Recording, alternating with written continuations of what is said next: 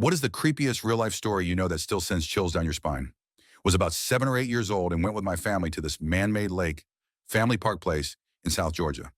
Basically a big dugout pond that the owner put a bunch of beach sand and palm trees around and charged admission for people to come, park their cars, grill, and swim for the day. Also had a big, unsafe as hell waterside that kids got hurt on. So where my family would park was in front of this little island that was a clump of sand about 30 yards off the shoreline.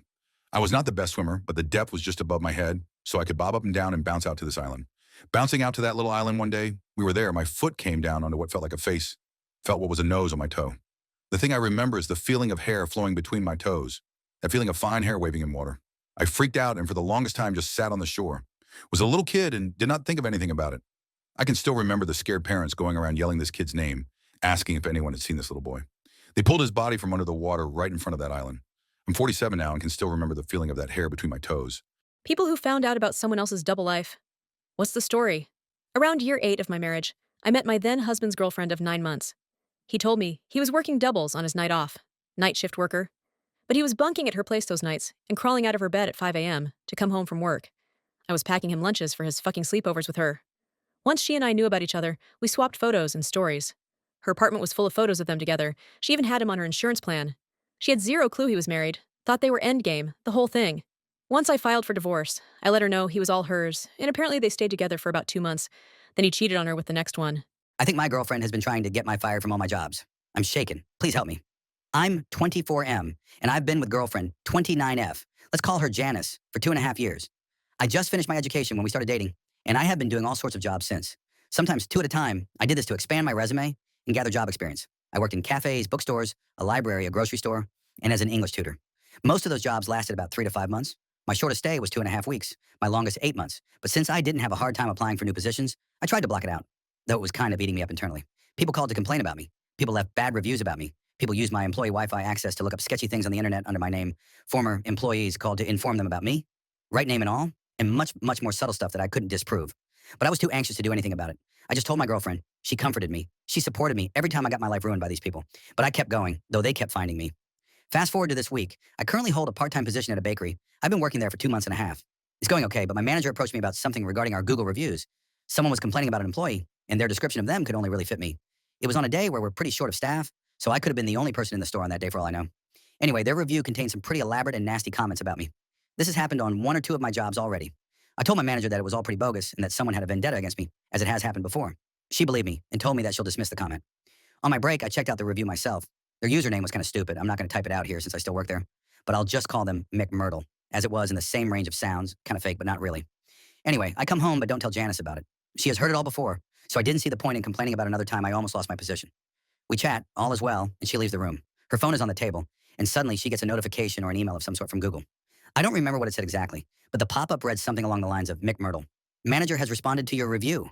My heart dropped. I've been trying to ignore it since. This was 2 days ago. It just fit in the picture of bad reviews. It fit in the picture of the phone complaints my workplaces have received about me in the past. It fits in the picture of all the sketchy things I've been fired for. Why would she do that, though? I'm looking for an explanation. This literally can't be. She's the only thing keeping me sane. I don't know what to do. Am I the asshole for removing my sister-in-law from the family Spotify plan? I got married a couple weeks ago, and we're in the process of merging our finances.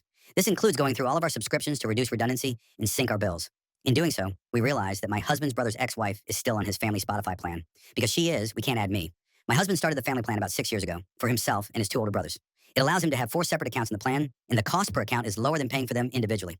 When the plan was created, each brother got an account, and the last account went to the middle brother's wife. The plan is under my husband's name, so he is the administrator. He gets billed annually, and the others reimburse him for their share. At the time, this made perfect sense. They all saved some money. The middle brother was the only one with a spouse. And although my husband and I had been together for about a year at the time, I was about to start grad school so I could still get the student pricing, and thus had no reason to join the plan. Now it makes less sense. I'm out of school, we're married, and the middle brother got divorced about a year and a half ago.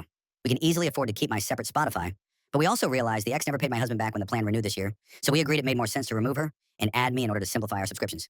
So that's exactly what my husband did. He deactivated her, joined my Spotify to the plan, and texted his middle brother to let the ex know.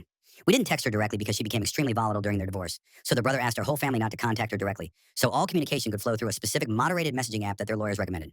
This has caused a family conflict. The middle brother is mad at us because he feels like we're forcing him to have another fight with his ex just so he could save a buck. It's true that she'll definitely be set off by this. Plus, he feels like she deserves to stay on the plan because they were together for a long time, aka longer than my husband and I. We can definitely see how it sucks for him to have to reach out to his ex and inevitably piss her off. On the other hand, the oldest brother agrees with us. She can't stay on their family plan forever just to avoid a conflict. It's healthier to sever these last ties. She chose to leave the family. Divorce was her call. So she gave up any family-related benefits, and there are logical reasons for me to join the plan now. So, internet strangers, am I the asshole for asking to join my husband's family Spotify plan and thereby forcing his brother to have a conflict with his ex? Am I the asshole for refusing to let my dad bring his new wife to my wedding? I, 29F, am getting married next spring.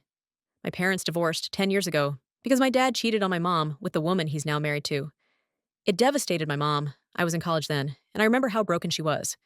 My fiancé and I agreed to invite both my parents, but I drew the line at inviting my dad's wife. My dad insists it's been a decade, and I should get over it. But my mom said she'd feel humiliated sitting at the same event as the woman who wrecked her marriage. Now Dad says if she isn't invited, he won't come at all. My fiancé thinks I should just invite her to avoid drama, but I can't stomach the idea of my mom crying on my wedding day. Am I the asshole?